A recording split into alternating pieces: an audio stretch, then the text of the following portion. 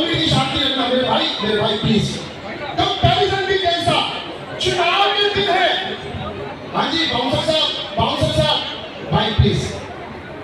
चुनाव के दिन है, हर पार्टी पंजाबियों के सामने वोट मांगने आती है, लेकिन चुनाव के दिन ही चुनावी मंच पर अगर किसी पंजाबी की बेइज्जती हो जाती है और उस पार्टी को अगर हम वोट देने के लिए सोचते भी हैं तो ये हमारे से ज्यादा शर्म की बात है।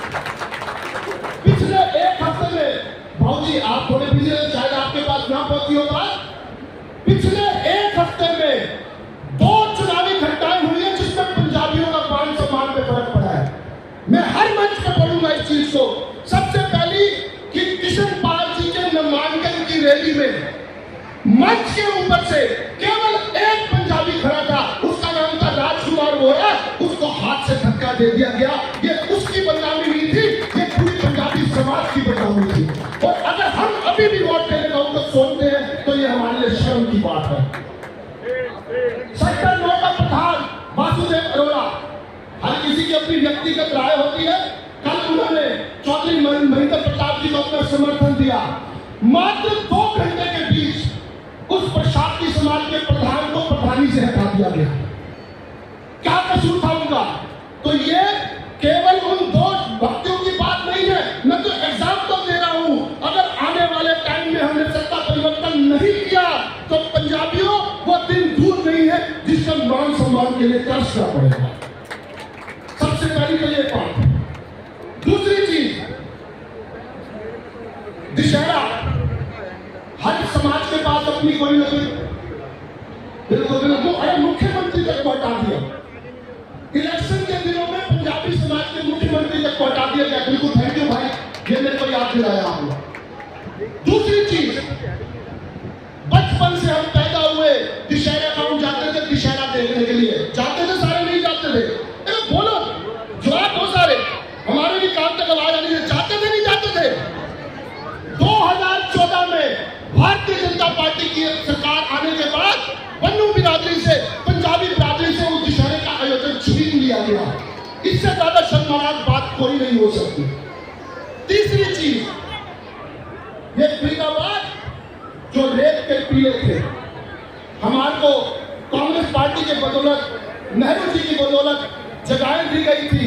हमारे बुजुर्गों ने उन जगह को दुकानों में तब्दील किया, व्यापार बनाया, दुकान की वैल्यू बनाई, मार्केट की वैल्यू बनाई। ये हमारे बुजुर्गों ने, हमारे पता नहीं कितनी पीढ़ियों की मेहनत थी और इन पीढ़ियों की मेहनत मिट्टी में मिला दी गई।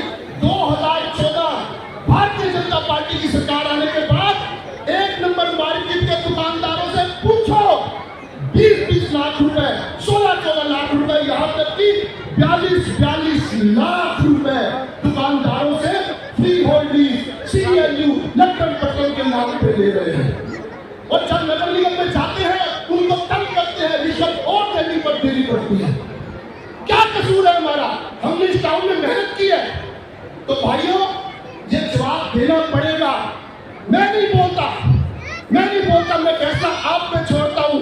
25 मई को जिसमें जमीन की बात होगी, 25 मई को वो यहाँ पर पंजे के निशान पे बटन दबाएगा और चौधरी महेंद्र प्रताप जी बोलेंगे। ये अब बात चौधरी महेंद्र प्रताप जी की नहीं रही, ये हमारी नाक की भी बात आ गई है।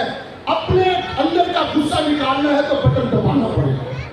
और मैं अपनी बात को विराम दूंगा एक आखिरी बात से। वो कहते हैं राम मंदिर बनाया, क्या बनाया? खुल के बोलो, क्या बनाया? और हमारी तो 70 साल पुरानी विजय रामलीला तोड़ दी तुमने। हमारी तो 70 साल पुरानी विजय रामलीला तोड़ दी।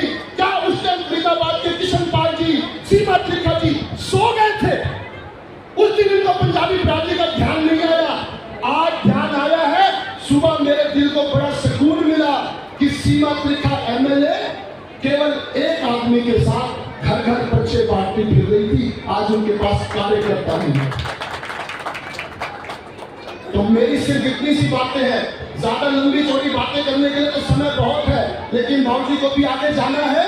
तो जिसके जमीन में आवाज दे, जिसका जमीन आवाज दे, ये तो जनसभाएं, पकोड़े, चाय ये बहाना है। जिस जिसका जमीन आवाज थे 25 मई को चौधरी महेंद्र प्रताप जी के पंजे के निशान पे वोट बटन दबा देना और भारतीय जनता पार्टी के किशन पाल भूजल जी का घमंड हरा देना।